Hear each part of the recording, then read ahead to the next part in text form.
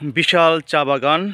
আমরা হবিগঞ্জের সেই চণ্ডীগড়া চায়ের বাগানে আসছি, যে চায়ের বাগান বাংলাদেশের যে 166টি চায়ের বাগান আছে তার মধ্যে থেকে অন্যতম। বিশাল, যা না দেখলে বোঝা যায় না। বিশাল যেমন খাল বিল চক মাঠ থাকে, ঠিক সেরকমই বিশাল চা বাগানে ভরপুর, এক দিগন্ত থেকে আরেক দিগন্ত। আজকে আমরা এসেছি উত্তলা সুচালক চৌধুরী কলেজ থেকে, কলেজ শাখা।